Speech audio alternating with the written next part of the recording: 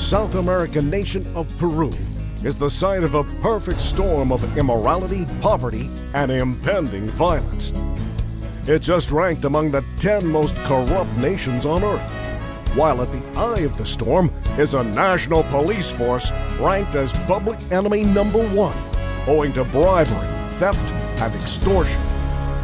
But Peru is also now the site of a Way to Happiness delivery unit, as helmed by one Mariela Pirelli and husband Jose. Mariela's story begins at the International Way to Happiness Foundation headquarters in Glendale, California. In her capacity as Peru Way to Happiness IC, Mariela introduces the booklet to Peruvian National Police General Jose Arellano. The general has long searched for an effective program to reform Peruvian law enforcement, and he is immediately taken with the booklet. Consequently, he helps galvanize what amounts to a steering committee for Way to Happiness distribution across the Peruvian superstructure, including commitment from the mayor of Lima and his municipal functionaries. But the focal point for implementation are various divisions of Peruvian National Police. By way of example, the Citizen Security Headquarters in Lima, otherwise known as Community Police. It's charged with neighborhood security, traffic control, and a watchman's unit of barrio patrolmen. While it's not a hotbed of corruption, it's where General Arellano presents Mariela for a first formal Way to Happiness seminar on behalf of some 250 officers and patrolmen. The seminar itself is an informal walkthrough of the 21 precepts, using the Way to Happiness film in illustration. There's another at a Lima station to the north, under the jurisdiction of the National Municipal Police. Mariela and Jose are greeted by a resident commandant and sub-officers, roughly equivalent to sergeant, after which some 80 officers assemble in a briefing room. They mainly work impoverished neighborhoods, where there's also a lot of drug abuse, prostitution, theft, and extortion, none of which is seriously investigated. Booklets are passed hand to hand, and somewhere between seek to live with the truth and don't do anything illegal came the first sign of realization. There was still another for 100+ officers at the Transit Police Station.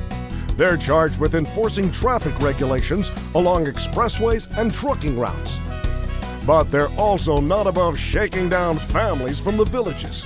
Although with booklets in hand and precepts on the screen comes another dawning realization. In this case, that maybe it was possible to be just in their treatment of others. There was another yet again for district coordinators, representing what amounts to a civilian oversight committee. They comprise a network extending across the entire labyrinth of law enforcement districts, zones, and stations. But beginning with group processing in the name of solidarity, Mariela introduces the booklet as a common point of agreement for every district entity. While in reply comes a first symbolic gesture of recognition and acceptance, a national police pennant in honor of the Way to Happiness, and signifying what was by now described as valuable and prominent action. It also signified a Way to Happiness movement, now standing 2,700 strong and encompassing all levels of Peruvian law enforcement. All of which brought Mariela to the regional headquarters of the Citizens Participation Office. That's where Colonel Peralta Perez coordinates police-sponsored youth clubs, cadet organizations, and training of all future officers. He likes what he sees and authorizes booklet distribution all over jurisdictional channels. And he himself will supervise it all and even conduct the seminars into the police-supported soccer clubs, primarily formed on behalf of barrio kids who might otherwise run with backstreet crowds, and into a municipal theater where close to 1,000 cadets assemble. These youth comprise what they call the police brigades, essentially junior police charged with patrolling schoolyards for truancy, drugs, assorted delinquency, and gang activity. So to counteract role models of corrupt police, Peralta instills be temperate, be worthy of trust, seek to live with the truth, plus flourish and prosper. And still there was more, because at the bedrock of all National Peruvian Police Command is the National Academy in Lima. It's where future commandants and station officers are trained, and so sets the whole tenor for Peruvian law enforcement. It also sets ethical and moral standards for senior police officers. All of which is why a Way to Happiness seminar on behalf of 120 senior officers-to-be becomes doubly significant. But even so, that's not the totality of the story.